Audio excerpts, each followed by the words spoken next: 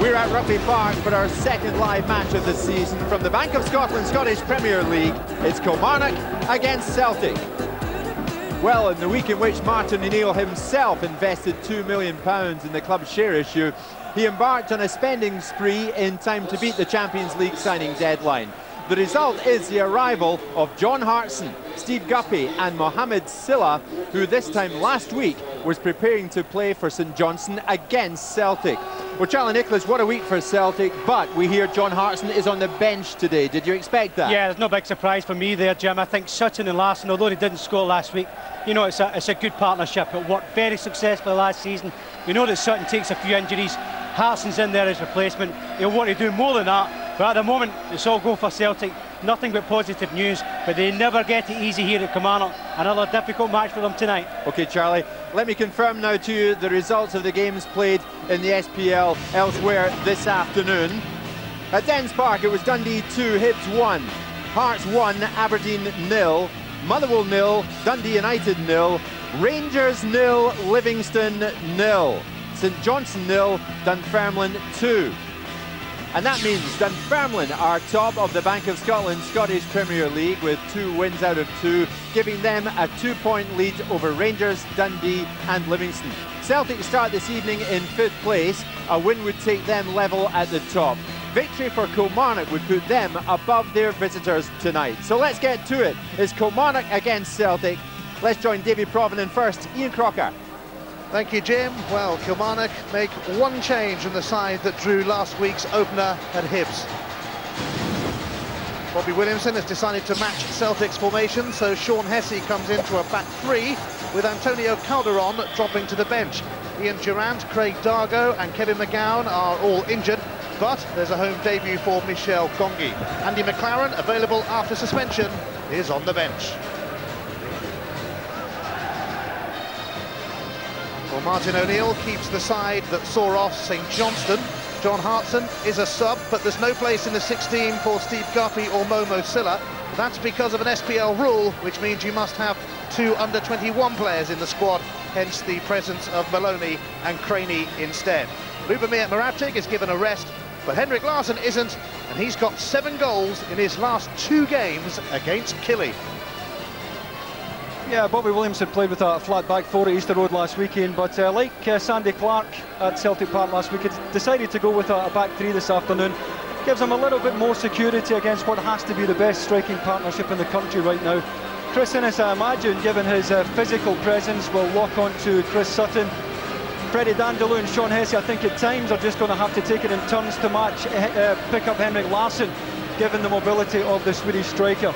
Now, I think if we look at the midfield, we'll see the other benefit to Bobby's system, because last week, Gary Hay on the left and Peter Canero on the right played far deeper. Pushing them on like this means they have a far higher starting position up the pitch, and that should shorten the game for them. And I think Bobby will be saying to both of them today at times, try and back Pettit and Agata, try and force him onto the back foot and see if we can get a result down the outside. Alan Mahood in the central area in the absence of Ian Durant, very much the playmaker. Similar job to that of Neil Lennon in the Celtic side. Neil Lennon's willingness, I think, to stay goal side for most of the game means that Paul Lambert is now getting himself forward to the edge of the area and onto the score sheet far more regularly. Further forward, the lad Ngonge, I have to say, and I don't know too much about him, but he scored a terrific goal at Easter Road last week. He's going to have his work cut out given the physical presence, though, of Celtic's back 3 today. Cocard will float. I think there are times he will give Kilmarnock an out ball out in the touchline. He will try to support his lone striker through the middle at times, but the front 2, as St Johnstone found last week, are going to have to work for everything they get off Celtic's back 3. 2 of Scotland's European hopefuls meet at Rugby Park, and these are traditionally tight tussles. Celtic never get an easy ride here.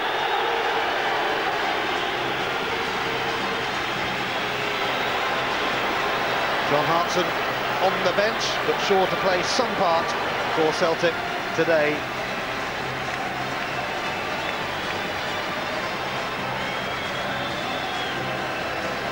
Kilmarnock have established themselves as one of the leading clubs in Scotland, in Europe for the 4th time in 5 years. But John Hartson takes his seat on the bench at a ground where he actually scored once for Wales against Scotland. Ngonge became an instant hit with Killie fans when he scored after just 3 minutes at Easter Road last week. The first goal, indeed, of the new Scottish Premier League season. He played in England for QPR and Watford. Paul Lambert, goal machine. I never thought I'd get to say that. 3 goals this week, tripling his tally for last season. 32 on Tuesday. He remains a class act. And ironically, John Hartson has taken Eyal Berkovic's number 10 shirt, and given the history between those two, he was probably disappointed Berkovic wasn't still in it when he took it. Stuart Dougal, one of Scotland's top officials, is the man in charge on a beautiful sunny afternoon in Ayrshire. Both teams head off into Europe this week. Well, Kilmarnock head off to Northern Ireland to play Glenavon, and I understand that the Glenavon players kicked off their final pre-season game early so they could sit in front of the telly and watch the action here. Celtic, of course, well, they meet Ajax in a Champions League qualifier on Wednesday in Amsterdam as they look to get into the Champions League for the very first time. When you just beaten Manchester United 4-3 in front of 67,000 at Old Trafford, this might seem like a bit of a come down, but whilst it was fun to put one over the English champions, this game means much more to Celtic and to Martin O'Neill as he pursues back-to-back league titles, something that Celtic haven't managed since the early 80s, would you believe. Kilmarnock beat Celtic here on the last day of last season, although Martin O'Neill fielded a reserve side that day, a week ahead of the cup final. Even so, Killie had the chance to record back-to-back league wins over Celtic for the first time since, would you believe, the mid-1920s. Celtic wearing their away kit. One of their away kits. They've actually got a couple on the go at the moment. Early possibilities for Kilmarnock, who finished 4th last season. That's been a familiar position for them in recent times, in fact. Yeah, they've done well, Ian, and they played very well at Easter Road last week, but having watched Celtic beat Man United in midweek, Bobby Williamson did say to me on Thursday that only their very best will do today. And if you look at this Celtic side, it is so settled now, it almost picks itself.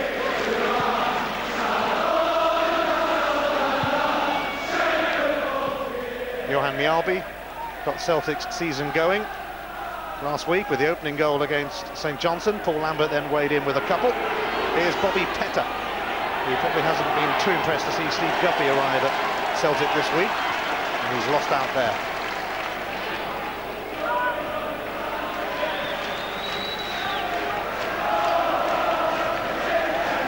Here's Dindeleux, Gary Hay waiting to receive, but Dindeleux taking another rather mysterious option instead of what seemed like a simple pass to Hay on the touchline.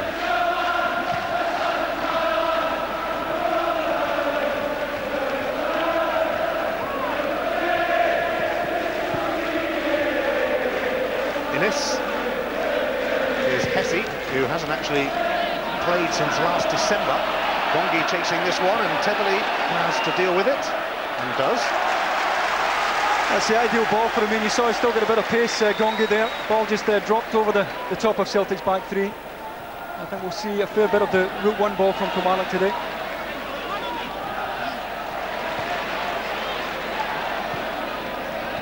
Here's Sanjuan.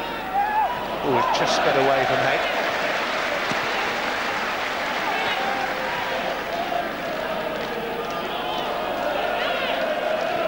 Bobby Williamson has done a fine job taking Kilmarnock into Europe for the 4th time in 5 seasons, and his reward, a 5-year contract.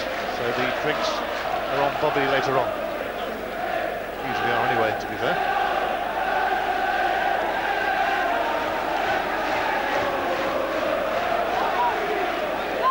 These teams also met in the League Cup final last season, which Celtic won 3-0, and Henrik Larsson got a hat-trick. And in fact, in his last league appearance against Killie, he scored 4 of Celtic's 6. So 7 goals in 2 games against Kilmarnock. I bet they're delighted to see him at Rugby Park. Gary Hay.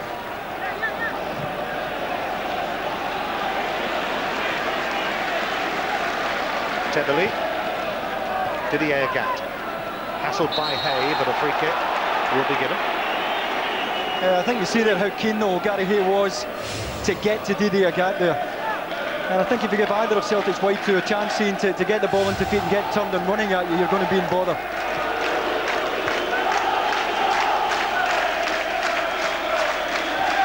Nialbi to Valhara.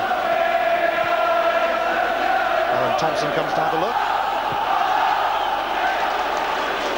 Now Olivier Tebeli, a John Barnes signing.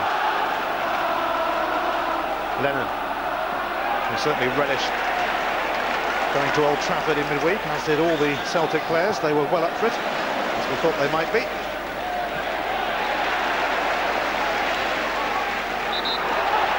And they'll have to be well up for it here, because they always get a tough time against Kilmarnock at Rugby Park.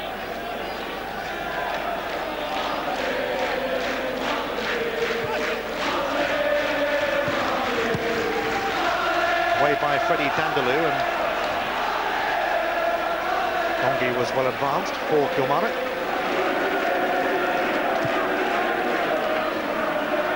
Lambert, who's been amongst the goals, it's been a wonderful week for Celtic. They saw off St Johnstone. They toppled the English champions Manchester United on their own patch, then made a triple transfer swoop, and today saw Rangers compelled at home by Livingston as Sutton gets a free kick. I'll tell you what, he's brilliant at that. No intention of jumping there, Sutton, just backed in and won the free kick, and we see him do this so often. Chris Innes over the top, and Chris Sutton wins Celtic so many dead balls from that kind of move. Thompson whipped it in towards Valharen, but Ngonge was back doing defensive duty. Here's Neil Lennon though.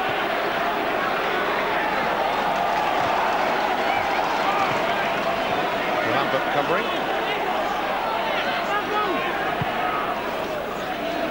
Oh, what a turn from Larsson, who was toppled. That was a free kick in a very promising position. Yeah, caught late, but a terrific spin to get away from Freddie Dindeleux. A bit of aggro there, Stuart Dougal in among it right away.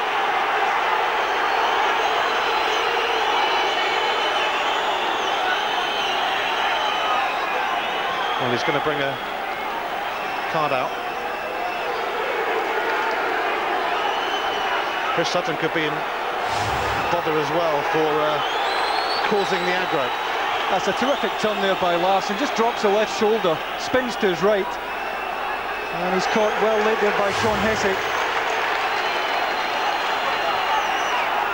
So Hessey and Sutton shown yellow cards. Chris Sutton was actually sent off on his home debut a year ago this week against Motherwell. Also sent off against Kilmarnock in the League Cup final. He's got an early yellow card, as has Sean Hessey. Well, they'll be looking to make Gordon Marshall work here. He'll have to make sure they get a shot on target, at least bring out a save in the Kilmarnock keeper. It's well within range. And Thompson can certainly belt them with his left foot. Henrik Larsson might well fancy it too. It is going to be Alan Thompson. I think there's going to be another card shown here for encroachment. And it's all becoming a little farcical. I think it's Ali Mitchell who charged out. Well, did the whistle go? That's the question. It's no more than a couple of yards away when it struck.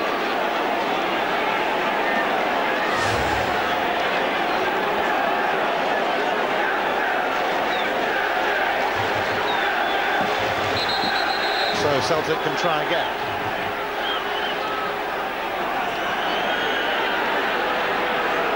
This time Alan Thompson leaves it. Henrik Larsson can't clear the wall, and that little flurry of activity brought yellow cards for Hessey, Mitchell and Sutton, but not much else, it must be said.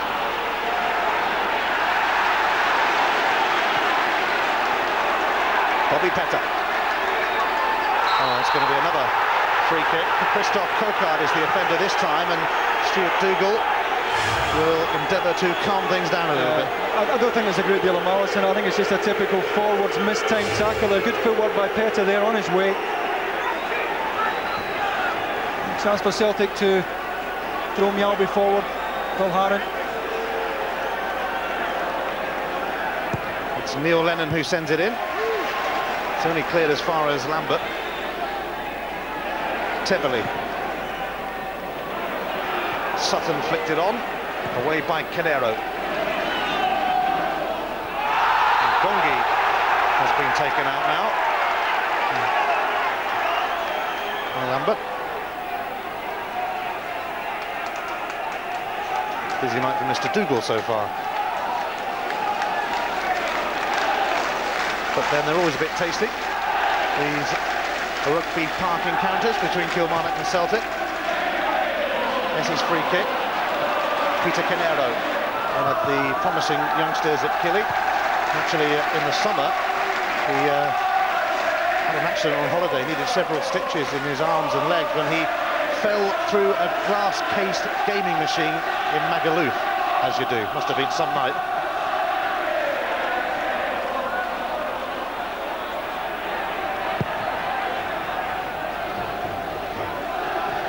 Flicked on by Larsson, but away by Hessey.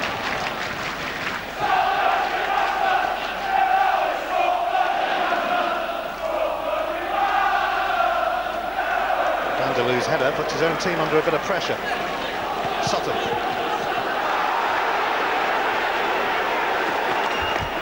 Both teams fully committed to the cause so far. And Sutton trying to help it on to Larsson. Chris Sutton, a title winner north and south of the border with Celtic and with Blackburn Rovers. Tebeli. Should be a safe catch for the former Celtic keeper Gordon Marshall, who'd love to put one over his old club. And Mjällby has impeded Cocard. Very well held up though by Ngonge. One ball by Gordon Marshall, taken in well by the striker, and Mjällby well out with the challenge.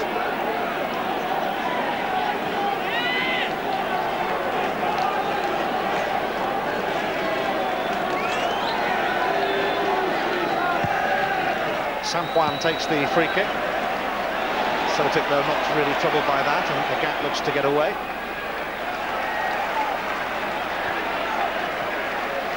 Mjällby. Neil Lennon. Oops, that's a bit awkward for Valharen. The big Belgian has been outstanding since the day he joined Celtic. And this man hasn't been too bad for them either, Johan Mjällby, who played for much of last season with a groin problem, certainly towards the end of it, and had that operated on in the summer. Lambert, Thompson, Petter, going back to his homeland in midweek, and Celtic head to Holland. John Hartson warming up already, stating that he's fit to play a part today, even though he would be a bit behind the Scottish teams as far as getting fit is concerned, although not that far behind. Ngonge chasing this, and has he got the better of Mjällby? He has, you know, Ngonge. There's nobody waiting in the middle, and Valharen can turn it away. That's a terrific run by the striker there. Took a tough couple of yards out of Johan Mjällby there. Needed a supporting run from midfield that wasn't there.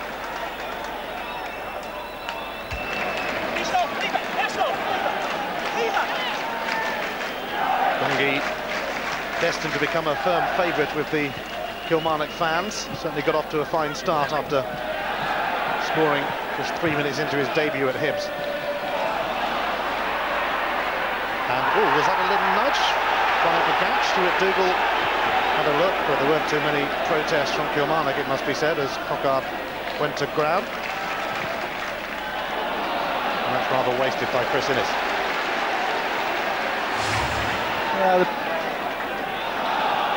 Claims for a penalty here, Didier Agat. Just a nudge there on Christophe Cocard. To be fair, Stuart Dougal was only 2 or 3 yards away. Perfectly placed to call it. But how often do you see Johan Mjalvi lose out in that kind of race? Terrific play by the striker. No takers.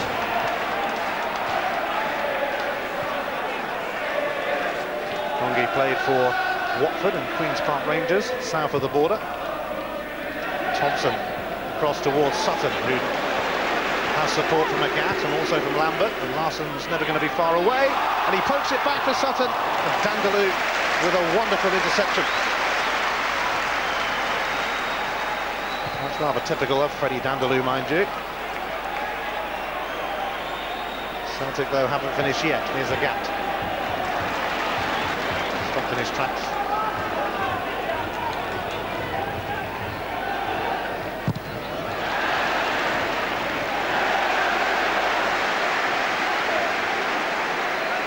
Dindeleux limping after that challenge on Sutton. And they'll do battle again perhaps here. Dindeleux determined. Sutton not one to mess around either, mind you. Now Lambert. Lennon's cross. Celtic seeking to turn the screw. Here's Bobby Pettit. Lambert, not quite fancy footwork from Lambert that time. Kilmarnock, they break away themselves. Cocard to Ngonge. Canero's made a run into the box. Mahood is there as well if he can deliver. He can't, but others might well be able to. Although that's going to go harmlessly through to Robert Douglas. Yeah, I should have played it earlier. He had a better angle to deliver, and he had good support as well from Canero and Mahood.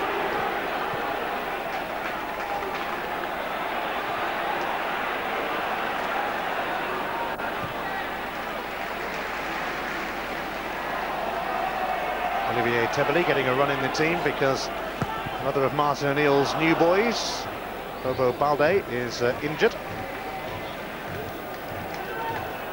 O'Neill steering Celtic to only the 3rd treble in the club's history. The only other manager to do it, Jacques Steed. He wasn't bad either. Heavily delivers, but it's Canero who can bring it away. Scottish under-21 international, but the name explained by a Spanish granddad. Here's Pettit, who escaped Mahood. And he's escaping everyone else at the moment. Sutton. And once again, I think it was Innes that time who got stuck into him.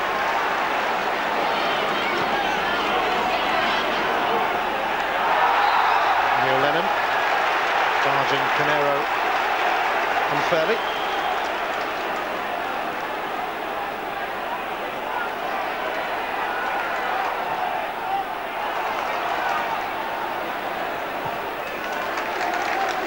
Bobby Williamson, unusually, has left his seat in the director's box much earlier than usual to come down to the touchline.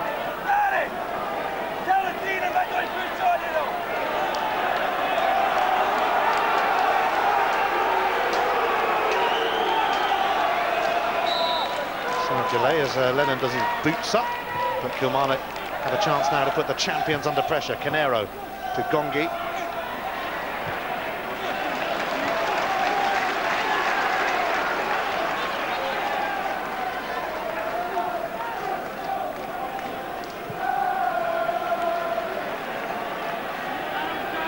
Canero up to Ngonge. Lambert neatly to Mjalvi, who looks for his fellow countryman, Henrik Larsson. Dindeleux breathing down the back of his shirt. Here's Lambert. Thompson making a rampaging run.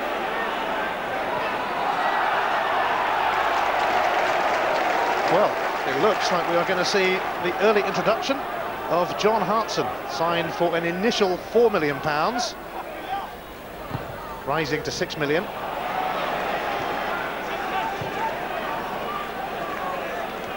Lambert.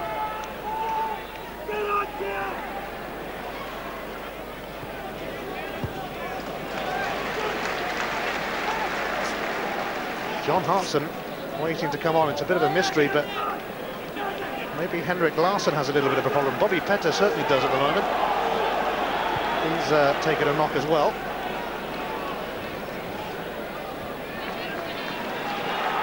Now Bobby Petter here has been hobbling. I wonder if he might be the man to make way. Here's Thompson, but Mahood takes over.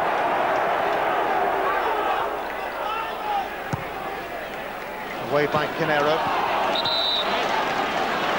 And Celtic will hope to make that change ASAP. It is going to be Bobby Petter, I think, who's going to have to make way.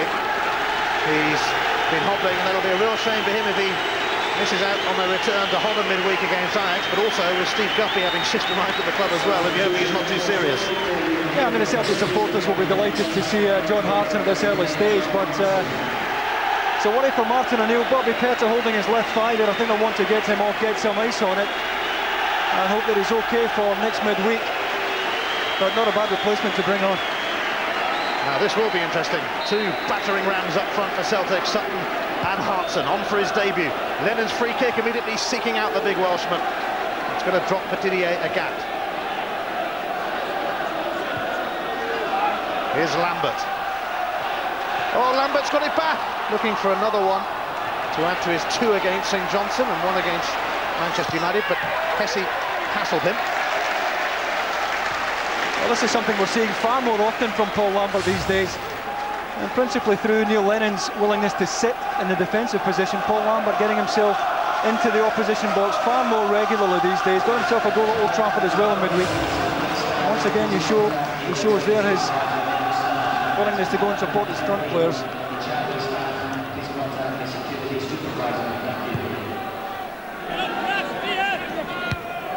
Ngonge thought that he got a little nudge then from O'Hara, but the free kick is actually given now to Celtic a little bit further up. So there's Sutton to aim for, there's Hartson to aim for, and there's Larsson to aim for, and O'Hara and Miyabi are coming onto the scene as well. Thompson whips it in, Miyabi the nearest Celtic player to it. Tebeli gives it to Alan Thompson, who will patrol this touchline in the absence of Petter. Now Larsson. Thompson delivers, Sutton let it go. Away by Hessey. Ooh. Here's Lennon.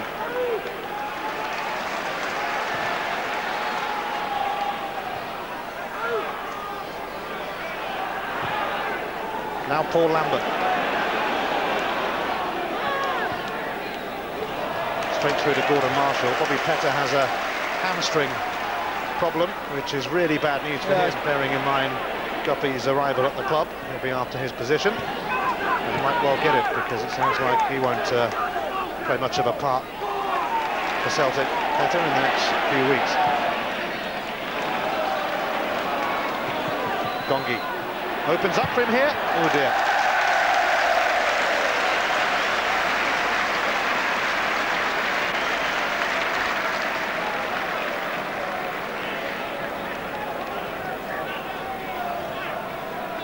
John Hartson has actually scored on this ground for Wales a few years back when they beat Scotland by a goal-0. And isn't it ironic that he's taken the number 10 shirt, which was previously held by his good mate Isle Berkovic.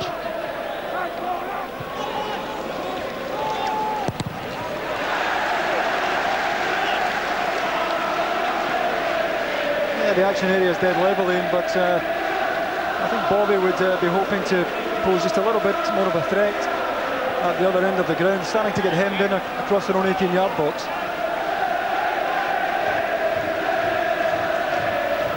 Midway point of the first half, and no goals between Kilmarnock and Celtic. In fact, in the last 8 encounters between these two here at Rugby Park, it has been level at half-time. They are always tight affairs, as proved by the 2 games here last season. Celtic won the first 1-0, Kilmarnock won the second 1-0, although it was a second-string Celtic side out that day, ahead of the cup final. Sutton doing battle with Innes.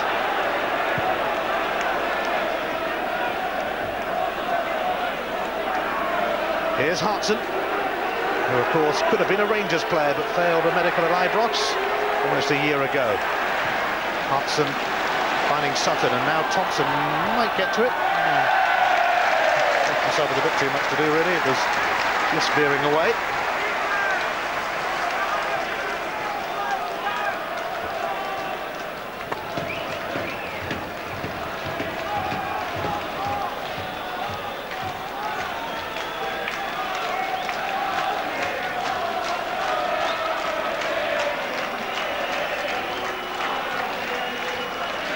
Kilmarnock's home record last season was a little disappointing, bearing in mind the excellent support they have here. It should be a bit of a fortress for them, but they lost 8 times at home, and that's something that Bobby Williamson will seek to improve on as he looks once again to take them into Europe. Be a tough tie for him against Glenavon of Northern Ireland, mind you. They go there for the first leg on Thursday.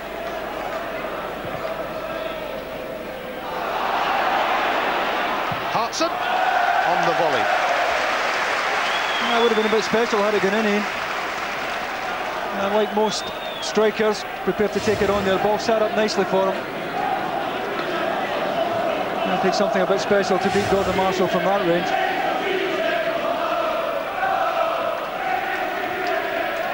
Well, Martin O'Neill is hoping to be the first manager to take Celtic into the Champions League, and the Ajax coach, Co Adrianzi, is amongst the crowd here at Rugby Park.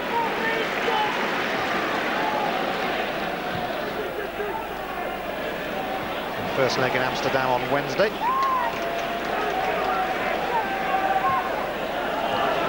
Sanjuan leaves it for Mahood, rather Cocard. Lambert.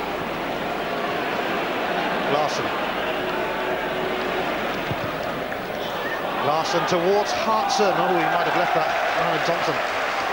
Yeah, he made a lot of good room though, John Hartson. Just dropped off Chris Innes there at the back post, found a nice little bit of room. Larson, good vision there, looked up, good weighted ball. Hartson maybe up just a fraction early there to get it back across goal. Ngonge making a good run. And it's cannoned off cleverly for a Killie corner.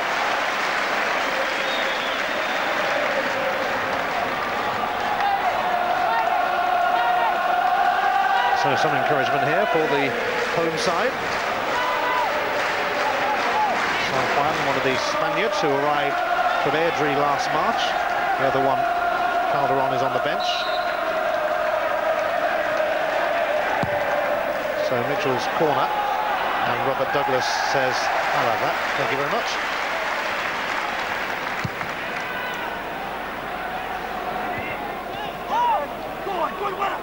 Well, you asked Martin O'Neill yesterday about the possibility of playing Hartson, Sutton and Larson in the same team, and I don't know if he planned to do it this quickly. Yeah, I mean, he's also playing them as more or less as a front three. We thought Henry Larson might have dropped off the front. He hasn't done that. The three of them playing right up front, forcing the Kilmarnock's back three to go man for man. I have to say, playing very narrow at the moment, Celtic's front three. Well, Mahood has found Hartson, who didn't quite know where the ball had gone. Oh dear! That's going to be a yellow card, I would imagine, for Hartson. If he gets away with this, it will be a surprise. Yeah, I think he is getting away with it.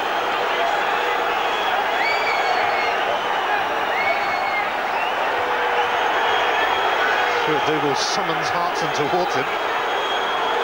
Well, Stuart Dougal's done him a major turn here, Dean, because that has to be worthy of a yellow card.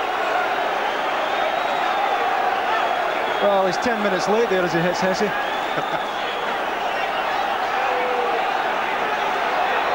Well, what a let-off for John Hartson. I mean, how can you not get a yellow card for that?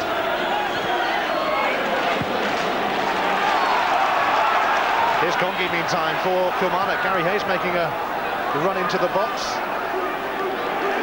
Ngonge, though, held up on his travels by Valharan. He's about to have Lennon there as well. And Lennon never one to shirk a challenge. Canero with Kilmarnock's throw.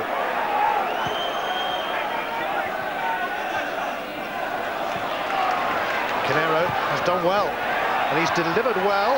Ngonge lifted it over. He was under pressure at the time, mind you. That's a decent ball into the front post, Ian.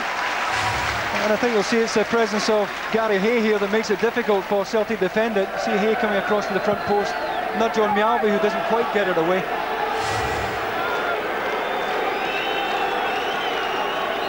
Well, we've got two big matches for you next weekend, live only on Sky Sports. Dunfermline against Rangers next Saturday night at our new usual time of 5:30 on Sky Sports 1. And on Sunday it's the Charity Shield live from the Millennium Stadium. Liverpool against Manchester United at 1 o'clock on Sky Sports 2 and interactive on Sky Sports Extra.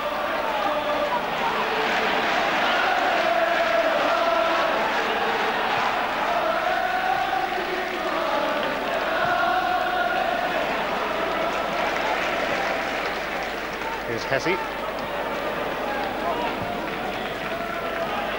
Hay. Alan Mahood, who scored the winner against Celtic here in May that took Kilmarnock into the UEFA Cup. Sutton. Looking for Larsson and finding him. This could be ominous for Kilmarnock. Henrik Larsson quickly has two men on him, but sometimes two is not enough. That time it was.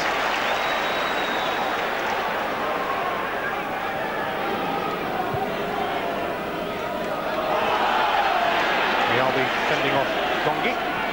Here's Thompson. Away by Dindeleux, but only to Lambert.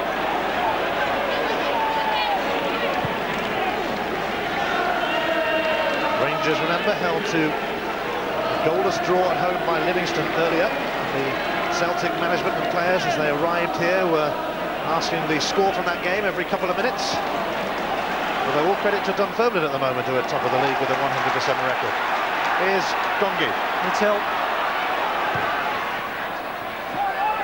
Gary Hay might yet come in on this, except Tebele got there first.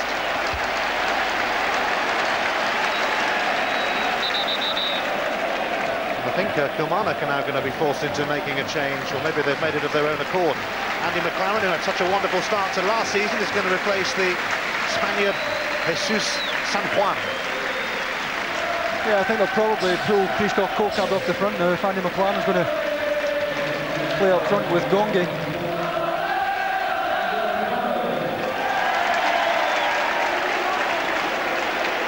McLaren started last season with a goal spree, but the goals dried up for him as the season went on.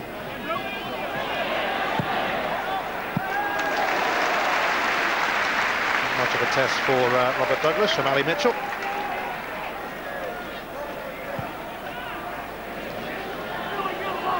Tebele, Lambert, tripped by Mahood, and Sanjuan, we hear, does have a hamstring problem as well. That's why he's gone off. Same reason as Bobby Petter. Sutton with Hartson and Larsson, of course, waiting in the middle, but getting in the middle is a problem when Freddie Dindeleu's around.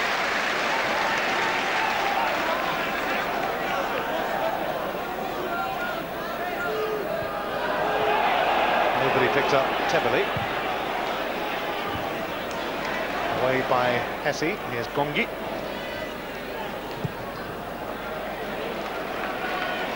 McLaren gets his first touch, and it's not a bad one. And he looks to put Ngonge away, but Valharan, he has got it covered eventually, but Ngonge not giving him a moment's peace. Well, he's doing well, Ian. I think at times he should lift his head and have a look at what's going on round about him, but he's doing a good job for Kilmarnock up there, largely on his own.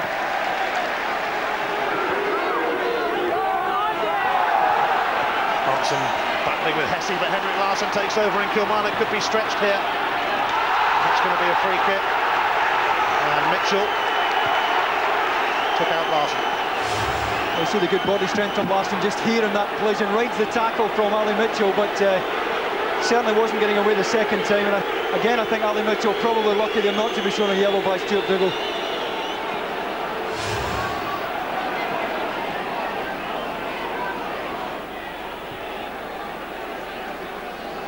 Valharan gets it back from Alan Thompson.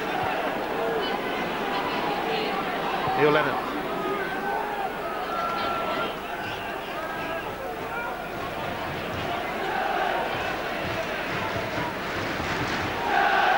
goals, but it's certainly been a bit meaty at times as the flag goes up against John Hartson.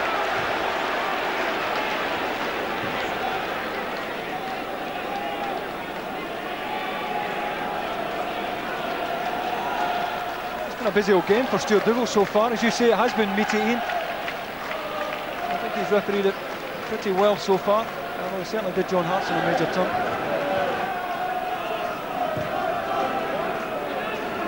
Hartson will think he can get away with that every week in Scotland. Oh, Thompson with a high boot on Canero.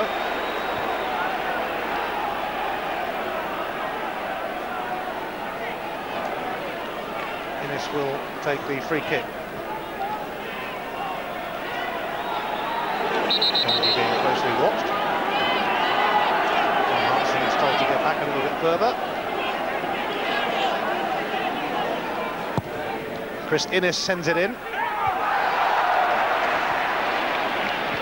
Hey, it's just going to go away from Mahood though, and it'll be scooped up by Hartson.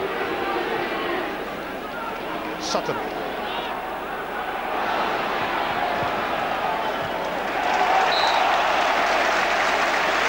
Didier Gat is amazed that it's gone Kilmarnock's way.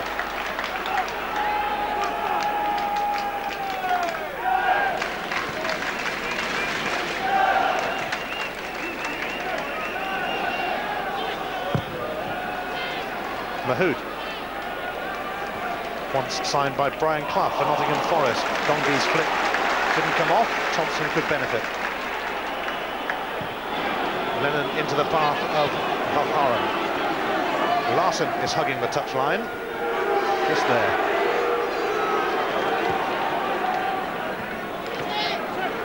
Larson. And Fowler suddenly appears in the box and didn't really make the most of it. That's a good one forward from Valharan, but I'm sure Martin O'Neill would rather have had Alan Thompson in this situation, because it's a terrific reverse ball there by Larson and a good chance to throw one in between the keeper and last defender. Mialby towards Larson, but Marshall comes and collects. In fact, Gordon Marshall played his last game for Celtic on the same day that Henrik Larsson made his debut for them.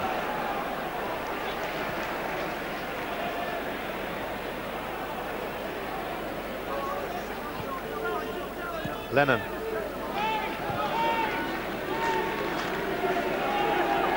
Mialby.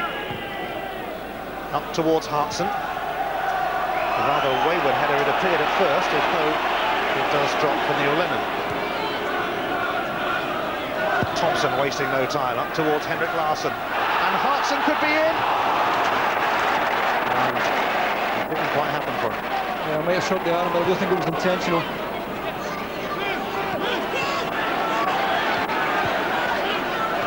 Lennon. O'Hara. Here's Thompson. Just poked away by Alan Mahood. Lennon's throw towards Sutton. Thompson waiting. Not one of his better crosses though, but here's Neil Lennon. Thompson. Just rolled out, I think. Oh no, it hasn't. One out now though.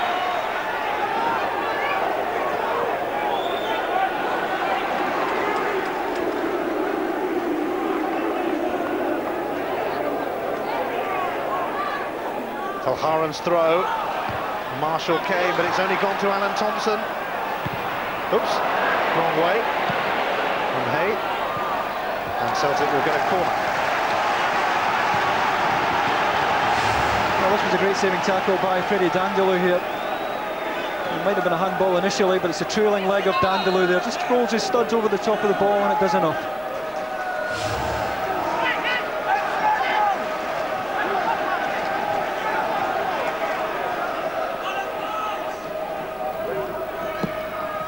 Gat sends the corner in. O'Hara knocks it back and it'll be another corner as Celtic put a bit of pressure on.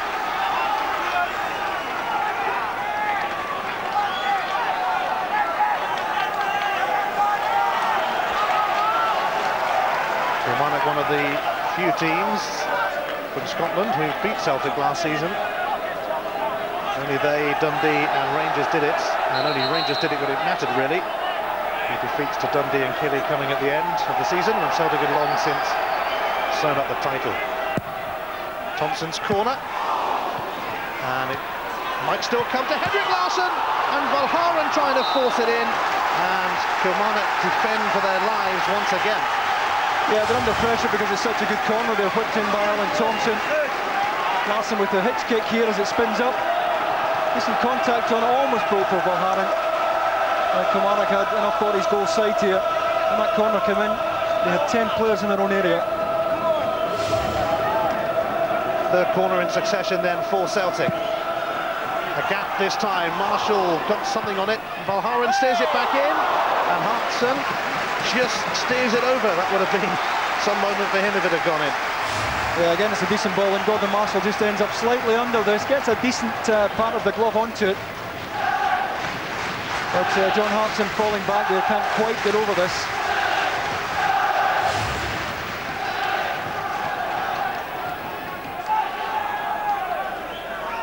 Hartson was at his most prolific in his West Ham days, really, when he and Paul Kitson arrived there towards the end of one season and virtually kept them in the top flight. But he is guaranteed to get you goals.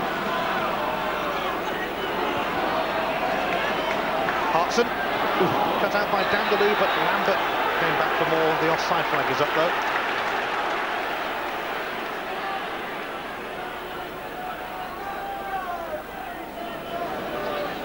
A real gritty encounter between Kilmarnock and Celtic. Bobby Williamson, the longest serving manager in the Scottish Premier League. He'll be around for some time yet, having just agreed a 5-year contract. Andy McLaren, a replacement for the injured Sanjuan. And now it's going to come to Canero. Cocard and Ngonge waiting for a cross. Mitchell's coming in there as well. It's Cocard first of all. Look to return it to Canero. Came to Mitchell. And Douglas just scrambled across. It's got to go down. There's a decent chance there. Ali Mitchell never really managed to get a hold of it. Good attempted exchange here at the front post. Canero into the feet of Cocard, who had shown himself there at the front. And it's certainly a half chance there for Ali Mitchell. It's just going to speed away from Didier Agat, who had a fine start to last season with Hibs, prompting Celtic to fork out a near 50,000 to buy him. He was only on a short-term contract at Easter Road. Electrifying pace.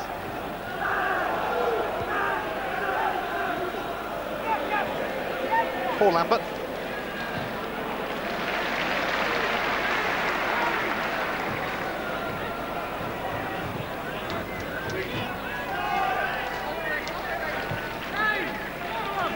Kilmarnock, true to form, are giving Celtic a testing time.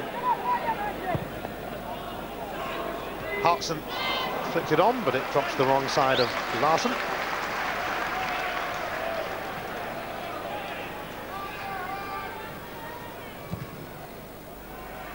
Kilmarnock were the lowest scorers in the top 6 last season.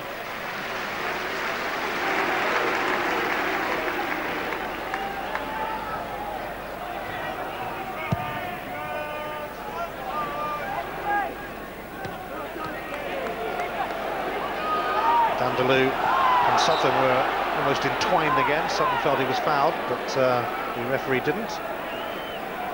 Martin O'Neill not too impressed either. O'Neill, in fact, and Bobby Williamson are both off to the Robbie Williams concert at Hampden Park later on this evening. And Martin's 2 daughters are actually leaving the game at half-time, would you believe, to go there. So when Robbie Williams is around, can't too be bothered with what Dad's up to. Here's Canero. Peter Canero, and it's not really troubling Douglas.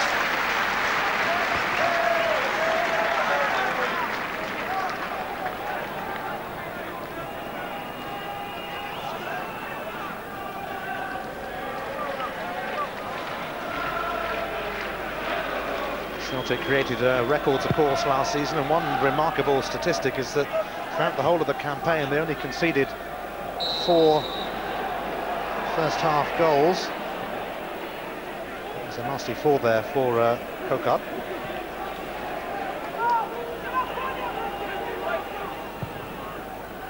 Tebley launching one. Steered away by Innis. Thompson crashing in over Canero though, but Innis marshalling it behind for a goal kick.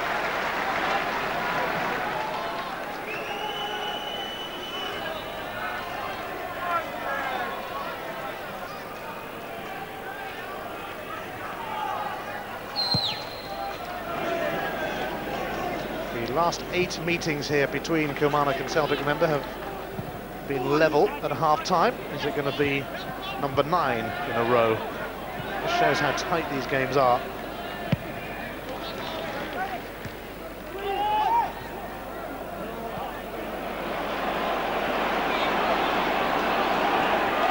Lambert sliding in, but so is McLaren.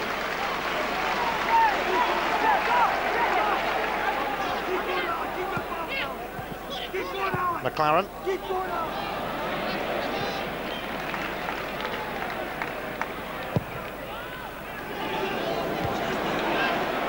Cocard.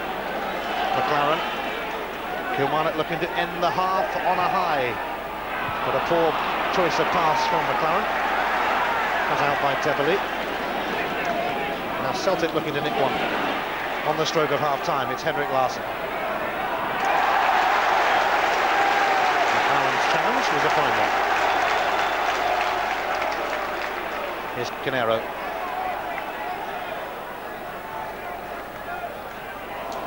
Cut out by Miolbi.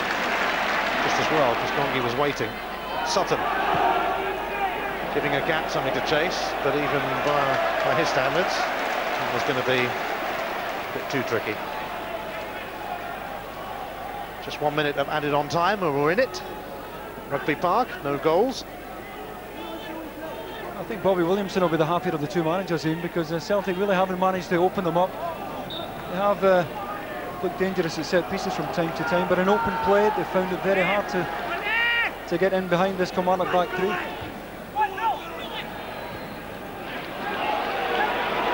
Alan Mahood. Seconds remaining in this first half. Here's McLaren. Mahood. Canero wants it out on the right, but it went through the middle, and Miolbi quite fancied it. Thompson up to Larsson. Innis quickly in on him.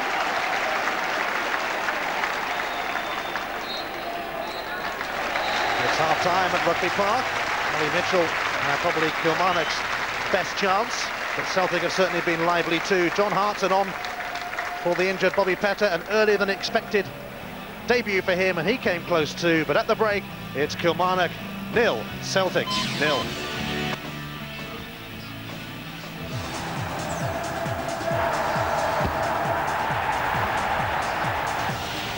All right, here at Rugby Park, it's our live Saturday night match from the SPL. It's Kilmarnock against Celtic, and it's deadlock. It's 0-0 at the break.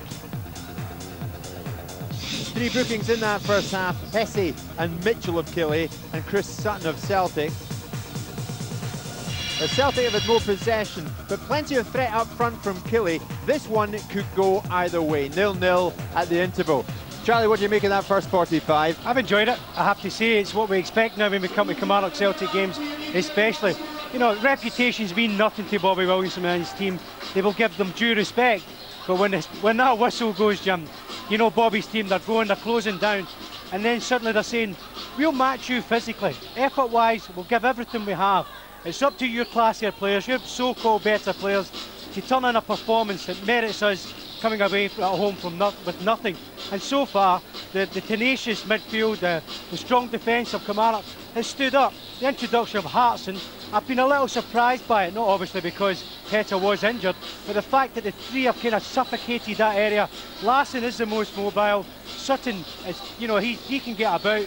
Hartson is more of the target man. If anything, I'm surprised they've not kept Hartson central and let Larsson in particular and then Sutton work round about him.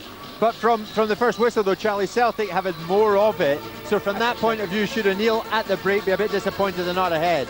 No, I don't think he'll be disappointed because really they haven't created a great deal, and that's really due to the respect, you know, that the Kilmarnock organisation has given. Ngonge, he's really shown the pace that would trouble me out. I mean, David told us during the commentary time, the one thing I would say for Bobby Williamson is he has to tell this fella, look, you're not the most naturally touched type player. You don't come and take it short and create any problems for Celtic defensively. But we get you over the top and you show your speed, then you will give Celtic's defence He'll leave them standing, yeah. Yes, and he's getting that time and time again. And they have to do that, Kilmarnock, because they're so deep defensively.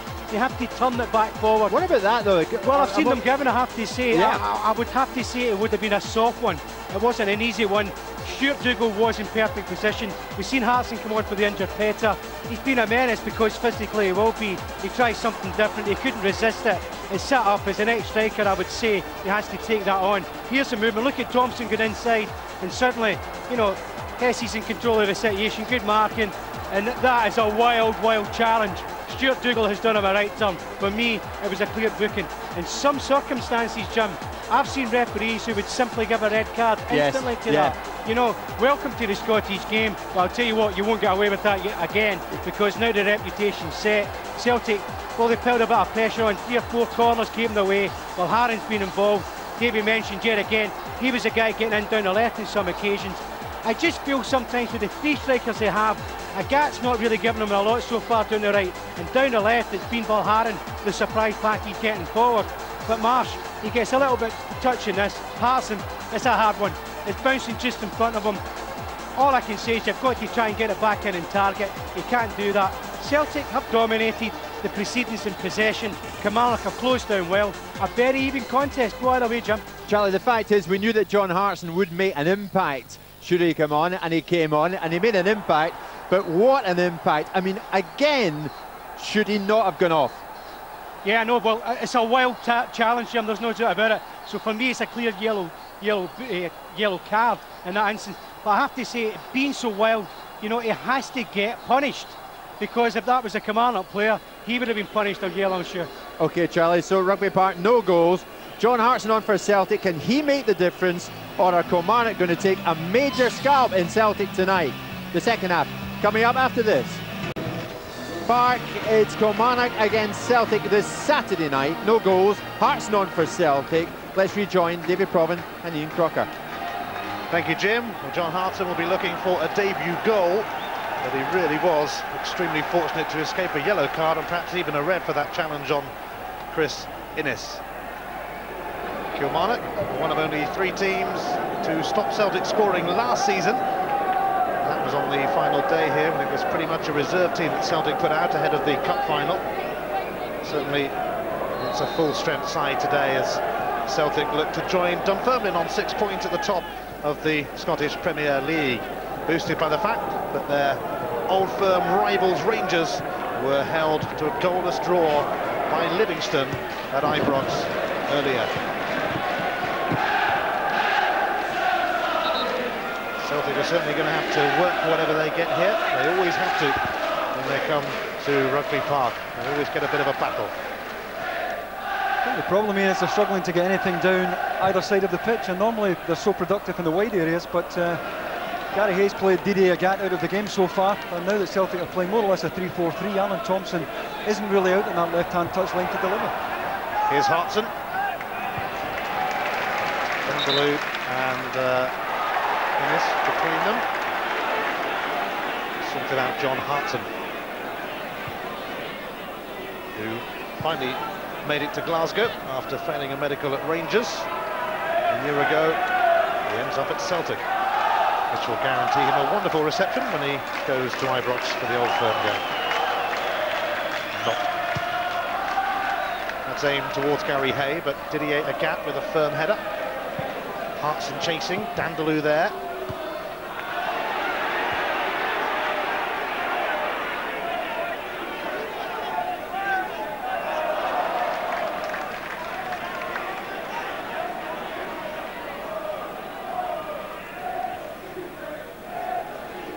Heavily and Ngonge wrestling each other. Free kick going against the new Kilmarnock striker.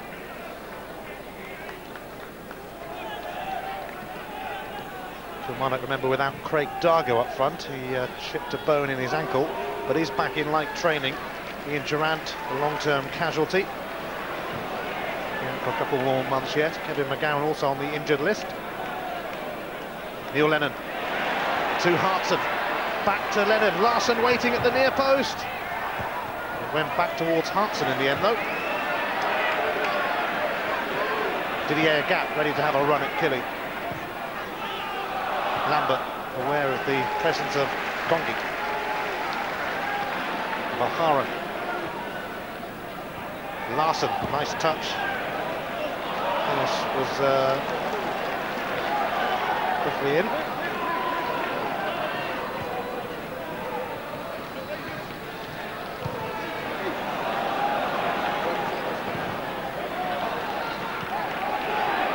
Larsson isn't giving that one up, and Kilmarnock playing it safe. The miss. Thompson, decent delivery that. Hartson nearly on the end of it, but it was palmed away by Gordon Marshall, former Celtic keeper. He could be put under pressure again, because here's Lambert, and the flag goes up. Yeah, Commander did well to step up there, but previous to that, terrific delivery from Alan Thompson. So Commander held a good line there, and Celtic caught offside.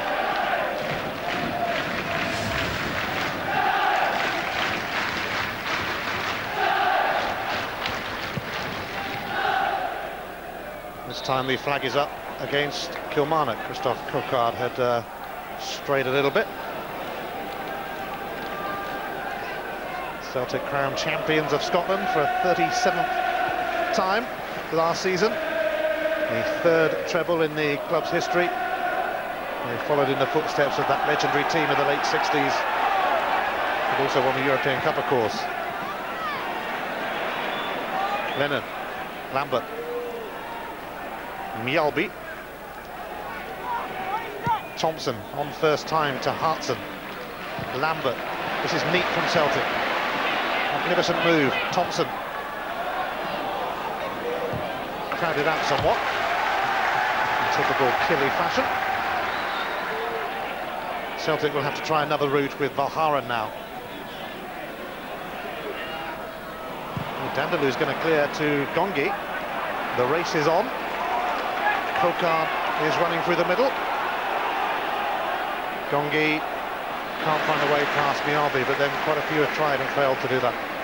He's just got to lift his head a bit more, and once again he was in a good position, and Cocard had run 60 yards to support him, and he gives up possession at times just a little bit too cheaply. Born in Belgium, Ngonge, but an international with the Democratic Republic of Congo, which used to be Zaire, I think, but he's given up international football anyway, so at least he won't be flying off around the world every few weeks. Teverley. Lennon. Lambert. Mjällby. Sutton.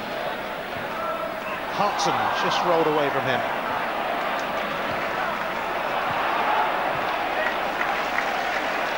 It's just going to run away from Gary Hessey. No, he kept it in fact.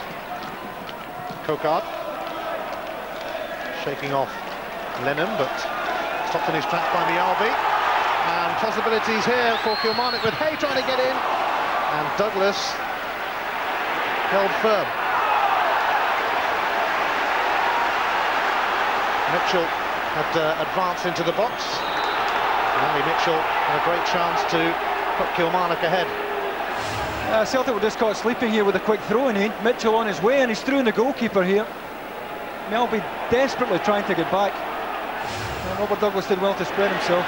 Another half chance for Killie. Legat. Thompson.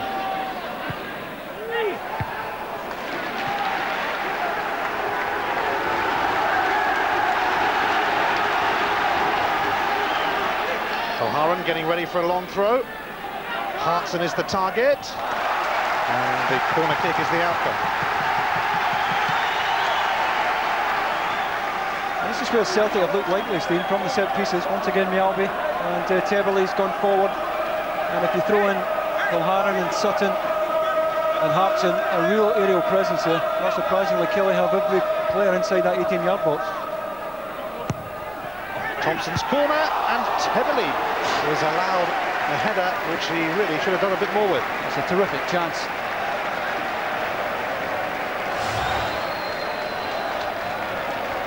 Well, that's a glorious chance. And it's one, well, it's certainly one John Hartson would have fancied, or Larson for that matter.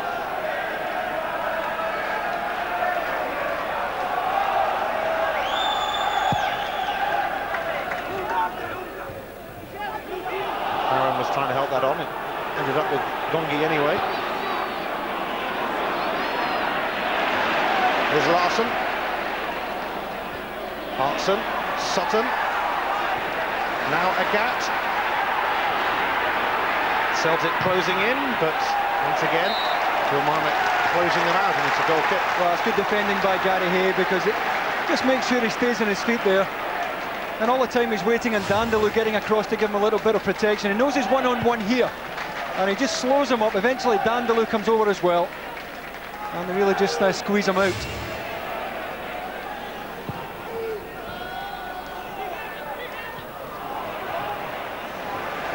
Away by Johan Mialbi.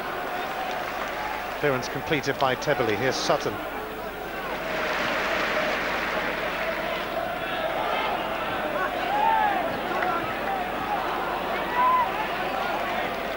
McLaren. Cocard. Here's Gary Hay.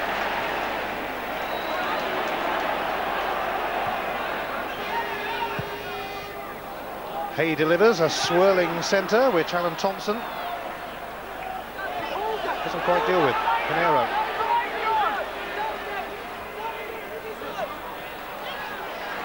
Mahood.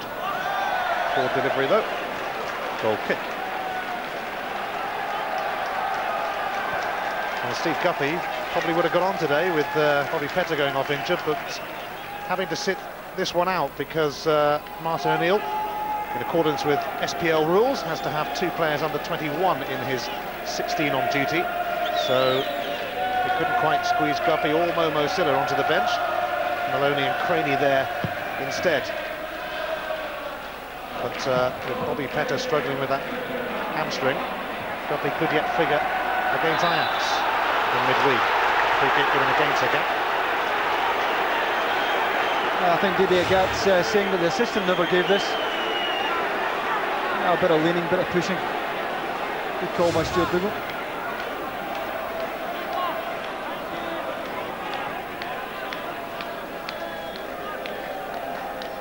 Ten minutes of the second half played, no goals. Dogged and determined display from Kilmarnock.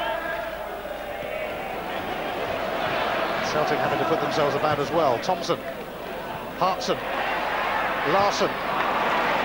To poke it through to Sutton, who was waiting.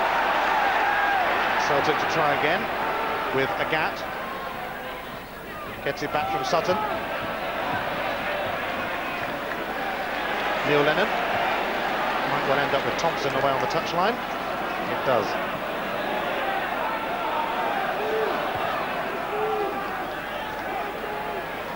Mialbi. Chris Sutton. He's going to have a pop. But Gordon Marshall watches it go wide. Yeah, he's dropped a bit deeper, Chris Sutton. Playing really off the front two now of Larson and John Hartson.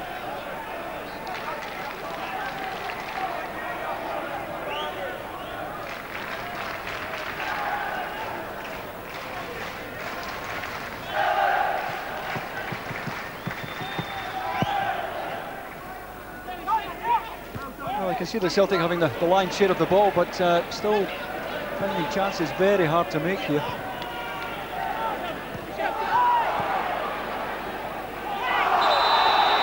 Kilmarnock get the free kick eventually. Cocard and the offender. Yeah, it's good footwork there by Peter Canero.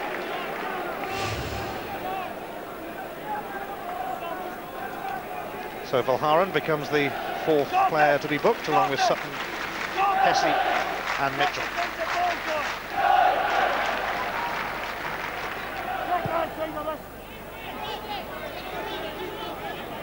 McLaren, first half replacement for the injured Sanjuan. Ngonge, harmless though from a Celtic point of view. But Douglas making his 30th appearance for the club. And then tripped by Ngonge. Temporarily did well to keep that in. Agat gives it back to the almost Sheffield United man. Steve Bruce brought him to Bramall Lane, in fact.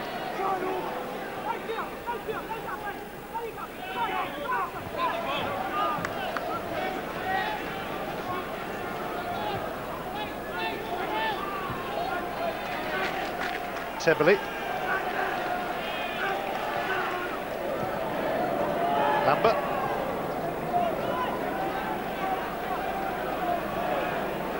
Mjällby. It's over the head of his fellow Swede, Larsson. Here's Christoph Cocard. McLaren, Gary Hay certainly made the most of that. Was a favourite to get to it. Christoph Cocard. Didier Gap put him off, the idea of shooting. Mahood to Hay.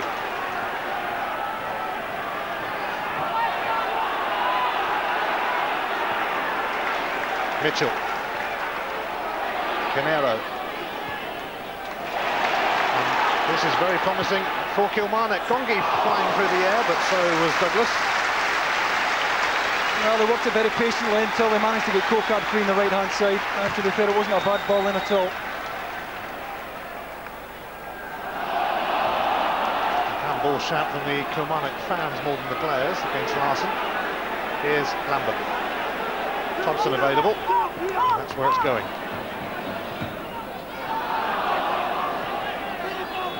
Henrik Larsson.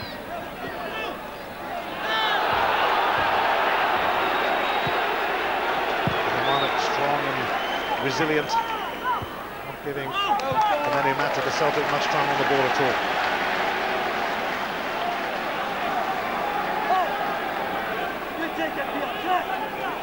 Probably Williamson has done a very decent job here through the years. You can't really ask for much more than European football 4 times in 5 seasons for a club like Kilmarnock.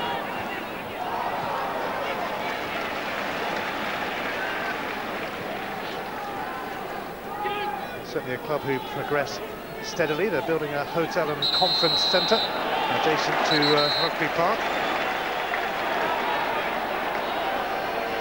I think this is where they've got to throw the big guys forward, Ian. I mean, very few chances in open play here. It's a chance to throw a diagonal in and hope they get a knockdown here.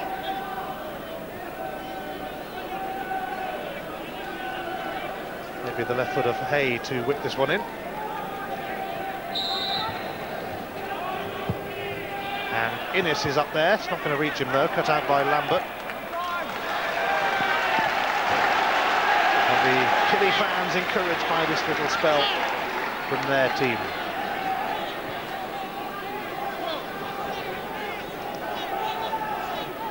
It's going to be a long one towards Ngonge. The missed kick actually might yet favour Kilmarnock. They're going to get a corner. Cocard putting himself about. Actually played for France, although not in recent years for the competition in that squad. McLaren's corner.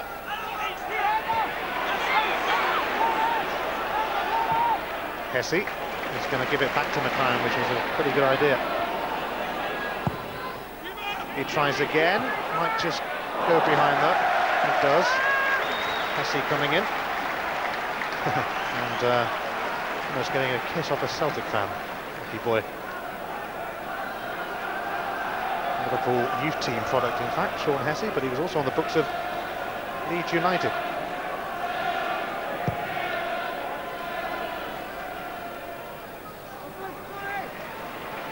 Didier gap. Here's Lambert. No way through for Celtic yet.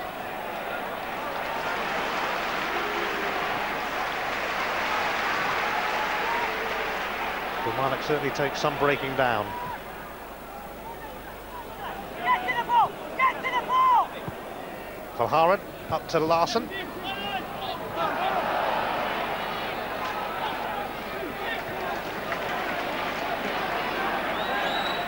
Kilmarnock in Europe once again. They will meet Glenavon of Northern Ireland on Thursday in the UEFA Cup qualifier.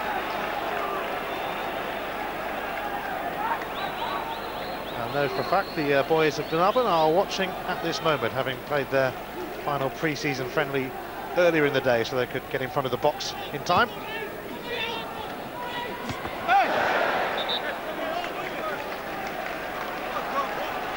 Ngonge has joined Kilmarnock on a one-year deal. He's 34 years of age, but pretty mobile. He's still pretty sprightly for that age, and I think we saw in the first half when he took a couple of yards out of Johan Mjällby that he's still got a fair bit of pace about him. He's done a decent job today, but I think it's at the back that Kilmarnock have really got it spot on today. Really denied Celtic any width down either side, and the back three have been tremendous. Now that Chris Sutton's dropped off, Alan Mahood's picking him up. Here is Sutton. Oh, he's lifted it over for Henrik Larsson. It's going to be a corner. Larsson applauding the delivery into his path from Sutton. Celtic will hope for another decent delivery here, probably from Thompson or maybe from Agat.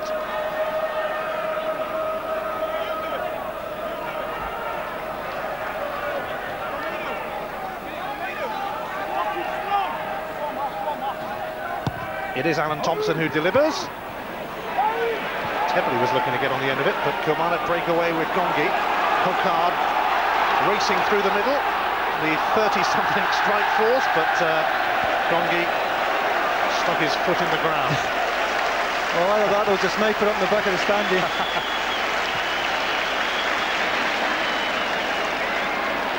Here's Larsson.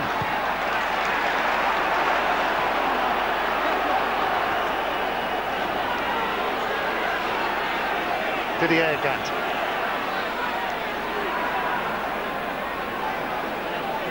Lennon.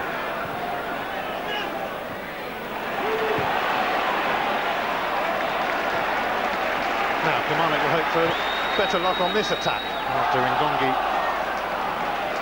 sent the turf flying. Mahood. Canero. Ngonge watching his footing this time. Taking on Valharan, and that's a cross that has caught out Douglas, but Celtic survived that scare. Well, Ali Mitchell simply didn't fancy him to get the cross in. I don't think any of us did, but a wonderful delivery to the back post.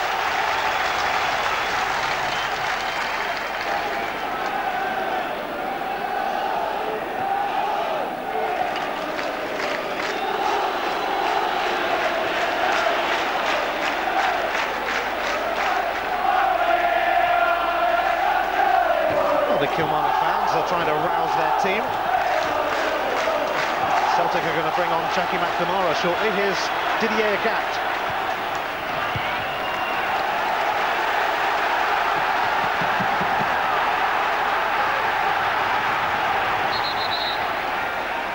Well, Alan Thompson, who hasn't really been 100% so far this season, he's been carrying a knock, is going to be the man making way eventually. But Celtic will wait on that substitution. It's launch time for Olivier Tebley, something at the near post. Flicking it on. Gordon Marshall confident enough to let it bounce. And he's picked out Christophe Cocard. Tebley tracking him. Here's Mitchell. Now Hay. Ngonge calling for it. Comfortably cut out though by Calderon, and here's Thompson. And now Celtic will make that change, and Alan Thompson will come off to be replaced by Jackie McNamara, who played a prominent part last season. Came on and scored in the cup final, of course. Well, he got that goal because he was willing to go beyond the front players, if you remember correctly. And maybe that's what Celtic need, a bit of movement from midfield. Someone prepared to go beyond the ball at times, because at the moment Kilmarnock looking very compact.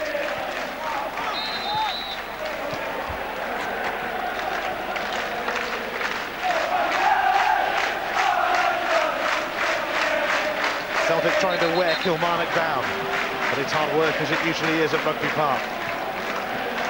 Pretty even as far as the action areas are concerned. Lennon's free kick.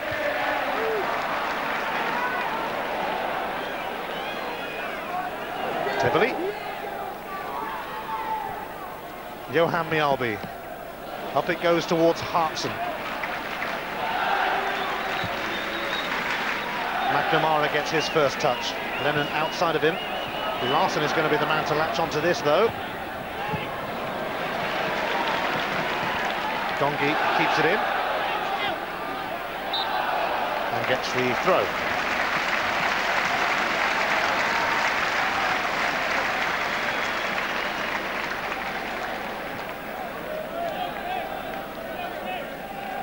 Canero, one of the rising stars of Scottish football.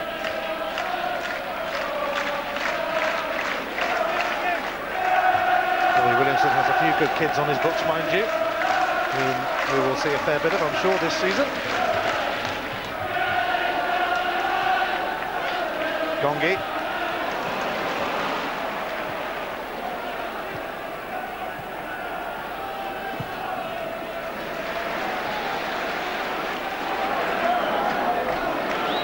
Neil Lennon.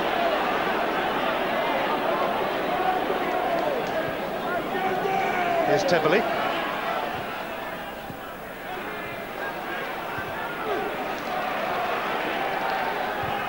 Sutton. Lambert. Here's John Hartson. And it's blocked by Marshall. Nearly a debut goal for the big Welshman.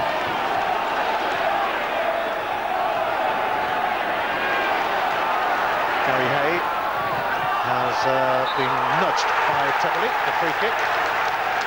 Well, Celtic did ever so well to play him in the first place. Patient build-up. Delightful first-time layoff by Lambert. Has to take it early. Can't really blame him. Hit the target, but too close to Gordon Marshall. Enough power in it, but just couldn't find the inside of the far post. Best chance Celtic have had, arguably. Gordon Marshall keeping his former club at bay. Still we wait for a goal at the Celtics' first attempt on target.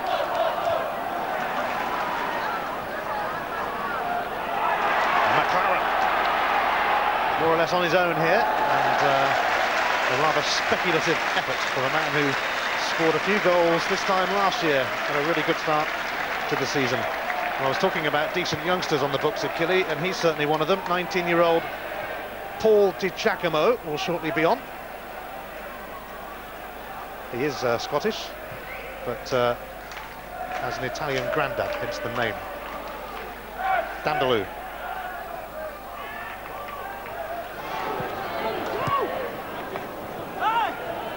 Hay has lost out to Didier Agat. Trouble here for Kilmarnock. Agat on the rampage, going it alone. And Marshall there once again. That was a good take by Gordon Marshall. It's one he couldn't afford to spill there, because Larson and Hartson would both have got a tap in here. Good direct play by Agat. Gordon Marshall has to hold that in.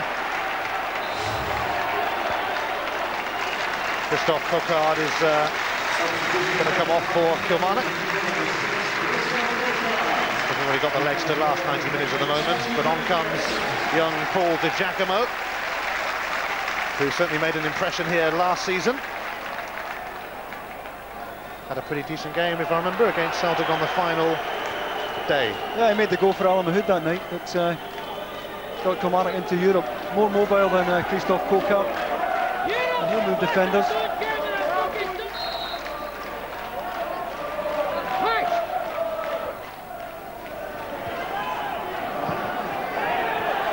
Well, we said Celtic never get an easy ride when they come to Rugby Park, and it's proving to be the same again in that respect. Inside the last 20 minutes now. to Giacomo getting involved straight away, and that's, for a moment, it looked interesting.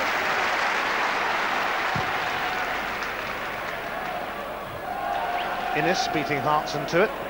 Here's Valharan.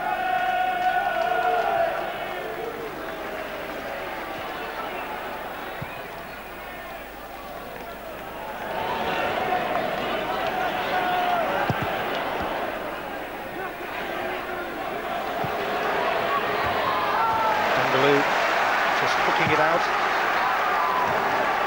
Spent most of his career in his homeland with Lille. Been a real hit at Kilmarnock. Quality defender. Good discovery by Bobby Williamson. Sutton. Marshall claims it under pressure from Hartson. Well, we've got two massive matches for you next weekend, live only on Sky Sports. Can Dunfermline keep their 100% record going against Rangers? It's at our new time of 5:30 next Saturday on Sky Sports 1. And on Sunday, it's the Charity Shield, live from the Millennium Stadium in Cardiff. Liverpool against Manchester United, that's at 1 o'clock on Sky Sports 2, and interactive on Sky Sports Extra. Valharan slid in, and now Celtic look to make progress once again into Kilmarnock territory. McNamara to Larson, on to Hartson, on to Sutton.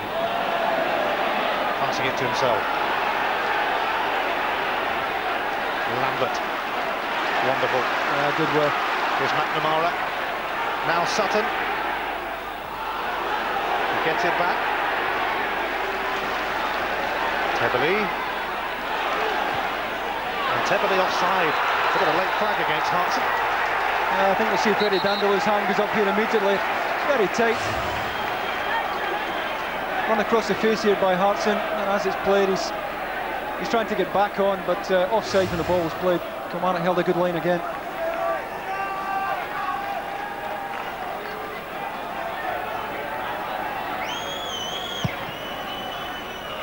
Hartson was actually made club captain at Coventry when he decided to stay there a few weeks ago, but found the pull of Celtic too much, as a lot of people do.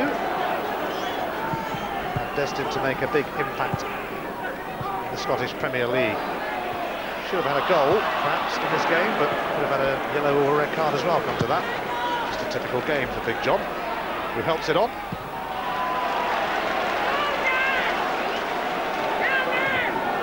Just over a quarter of an hour remaining.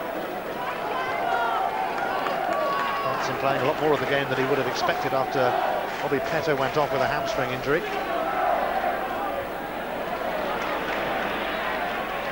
McLaren, oh, he's presented it straight to Paul Lambert, who's in the hunt for a goal again.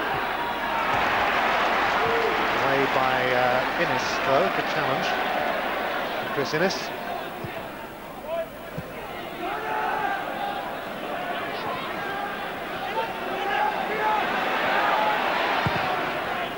Larson's centre, but safely collected by Gordon Marshall.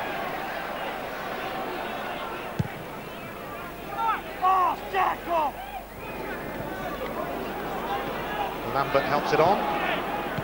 Agat, Sutton. And Larson is onside. Henrik Larsson is through! And he's up and running for the season. Celtic finally break Kilmarnock down. And I suppose it had to be him. Surely the first of many. Yeah, it's Freddie Dandeleux who plays him onside here, I think you'll see. Good ball over the top, but it's Dandeleux in the left-back position who doesn't get up. And from there on in, it's up to Gordon Marshall. Terrific finish by Larson. Gordon Marshall left exposed. But really, it's down to Freddie Dandeleux. You see him looking over his shoulder at the assistant, but it was him who played Larson onside. And, well, if Martin O'Neill wanted anyone through in the goalkeeper, it's this man. What a good finish. Well, he had gone a couple of games without scoring this week, which is a big drought for Henrik Larsson.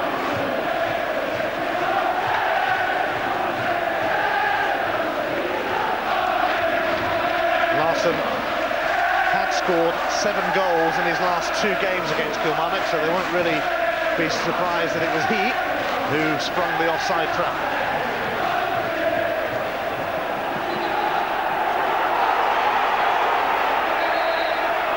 Henrik Larsson with the first goal of the season, but I suspect there might be one or two more. That's the only mistake Dindeleux's made as well. It's been magnificent this afternoon. And just didn't get himself out quickly enough. Dindeleux this time doing battle with Hartson. Now Didier Agat. Lennon. Sutton.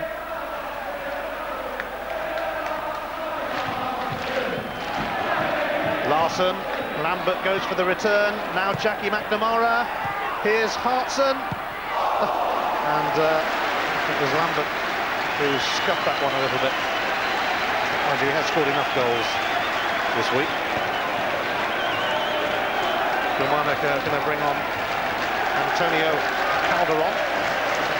And it's Michel Ngonge who is going off.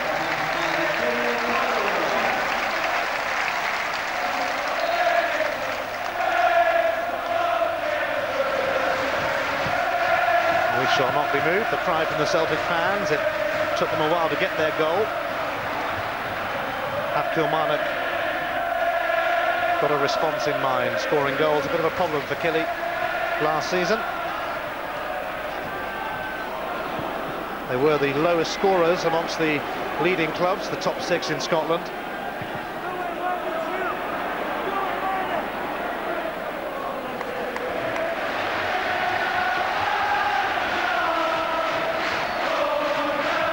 Larsson only really needs one little sniff of goal though.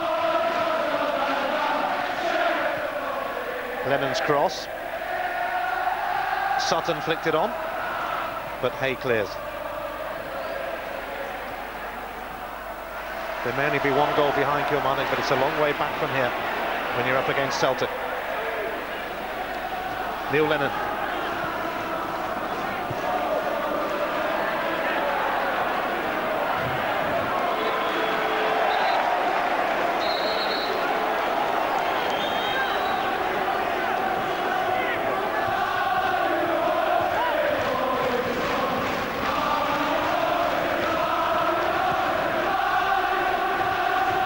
Be a big result if Celtic manage to get a win here, because they always do get a rough ride at Rugby Park.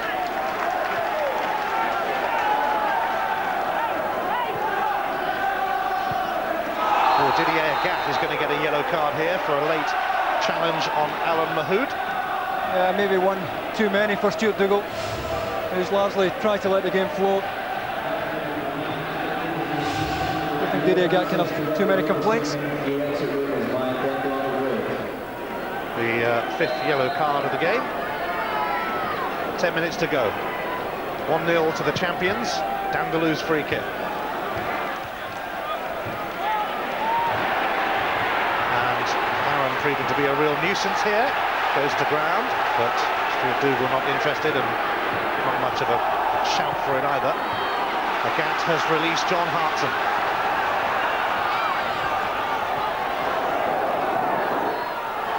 Hartson manages to deliver. McNamara is going to be on the end of that.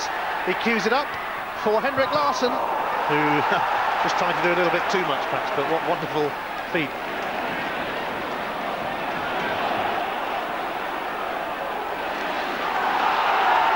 Rustling run from Giacomo. Larsson. Sutton.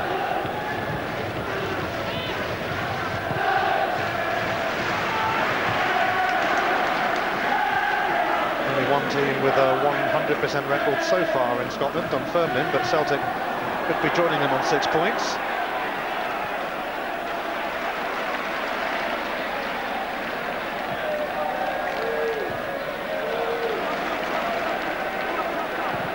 O'Haran,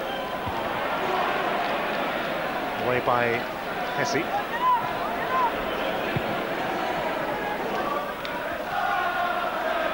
Hessey there again. Lennon mopping up, as they say. Lambert. McNamara waiting to receive.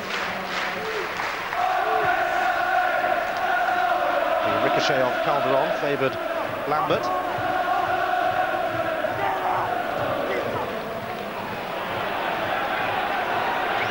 Well, when you come to Rugby Park, it's never really a time for flair.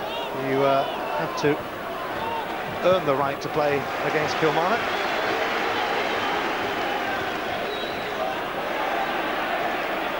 But these kind of performances by Celtic are the sort of performances that champions are made of. Champions all around the world get their fair share of 1-0 away wins. Here's Paul Lambert. Trying to slip it through to Larson, but Dindeleux read that one. McLaren.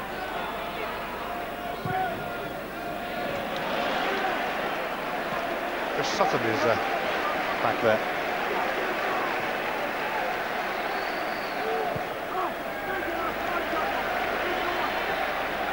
Kilmarnock can't really get the ball.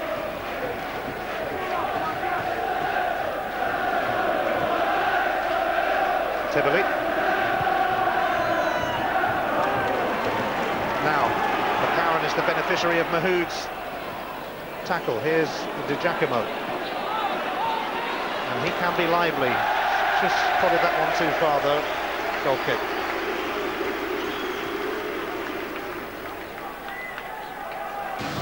I think if we look at the goal here, and you'll see the Freddie Dindeleux in this position here, and if he's wide, I don't think he can afford to be any deeper than the deepest central defender, because once the ball is played, both Innes and Hessey are skinned. They can't possibly recover from that situation. And well, it was the last man they wanted in a goal, wasn't it?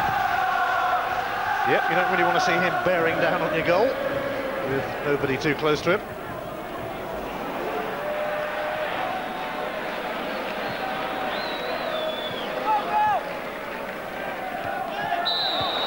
Foul on Larson by Innes. It'll be a free kick as Celtic prepare to bring on one of their youngsters, Stephen Craney. He made a few fleeting appearances last season, including one against Killie in the League Cup final.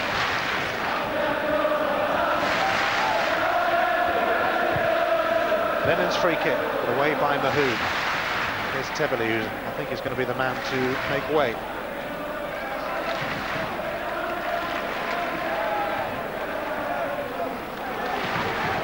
Calderon. McLaren. Well, he did keep it in.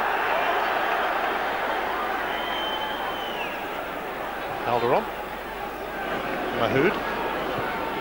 Kilmarnock got a late goal against Celtic here in May, which clinched their UEFA Cup spot. They need to come up with the goods again. Giacomo. Canero might latch onto this. McNamara forced into conceding the corner.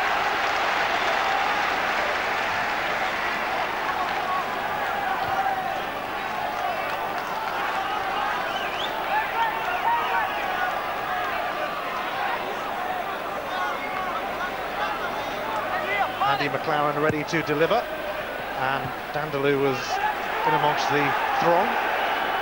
It's come to Hessey, who didn't really mean to do that. I think the sun might have been in his eyes, mind you.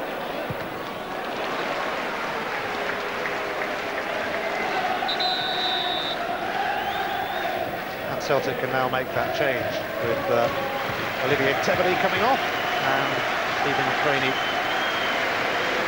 coming on.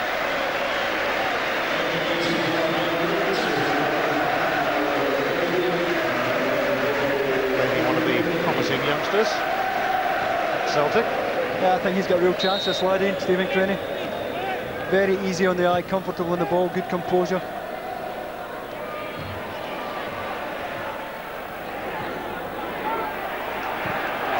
Oh, Hay went in fiercely on Sutton,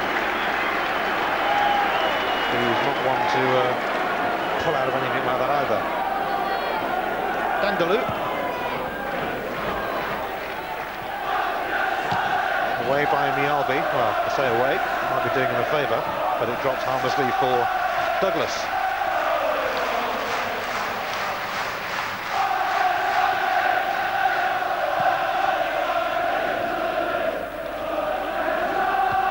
Hartson helps that on, Larson chasing. But getting there first will be Hessey.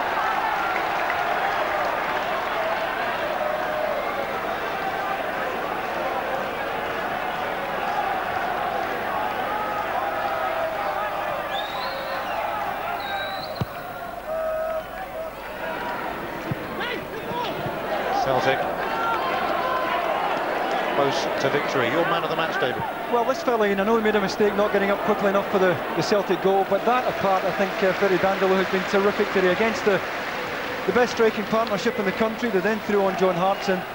They've been caught once, but over the 90 minutes, I think it's a first-class game. He's my Bank of Scotland man of the match.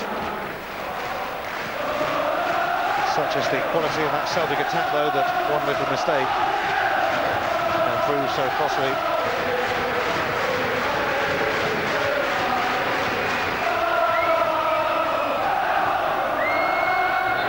Been thrown straight out, which is a feat in itself.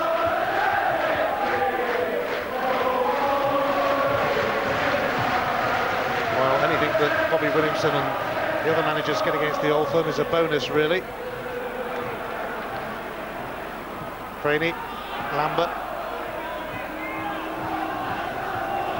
Celtic sitting on their 1-0 lead and not terribly troubled at the moment. Mialbi, Hartson.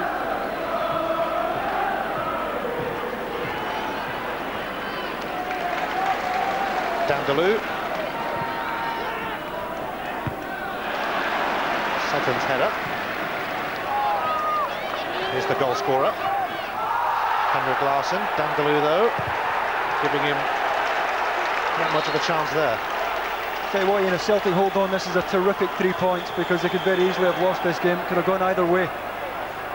And a lot of sides will drop points here at Rugby Park as this season wears on. Dindeleux up to Giacomo. Hessey away to Innes. Mialbi keeping a check on this and remaining calm. Hessey, Mahood. Hartson going in with Innes. Free kick given.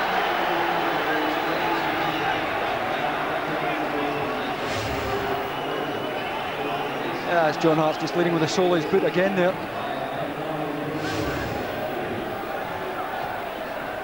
Inside the final minute, and Chris Innes certainly felt that one, as he did in the first half when Hartson lunged into him. Down by the corner flag and was very lucky to escape any sort of punishment. Very, very lucky. Time nearly up for Bobby Williamson. I think he wants to put the board up himself as the added on time, but it's only 2 minutes. Mialbi let that go and obviously knew what he was doing. 2 minutes of added on time then. Celtic nearly there. Martin O'Neill's men have had to grind out a result here, as is often the case at Rugby Park. It hasn't been spectacular, but it has been pretty solid from Celtic.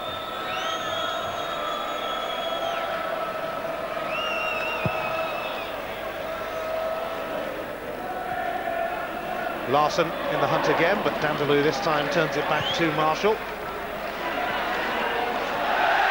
Gary Hay fooled himself.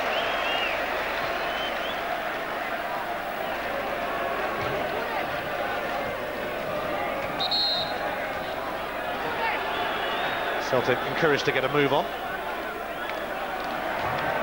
Calderon stepped in for Killie. Now Mahood. Canero racing down the right-hand side. It's going to Innes first of all, though.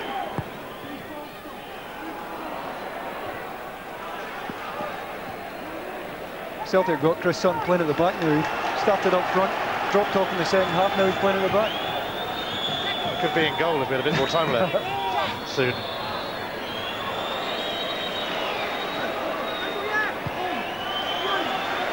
McLaren.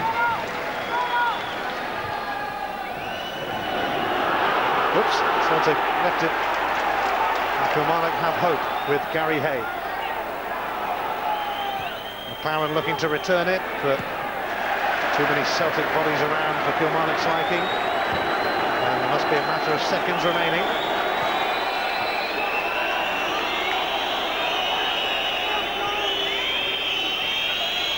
Been a gritty performance from Martin O'Neill's Celtic.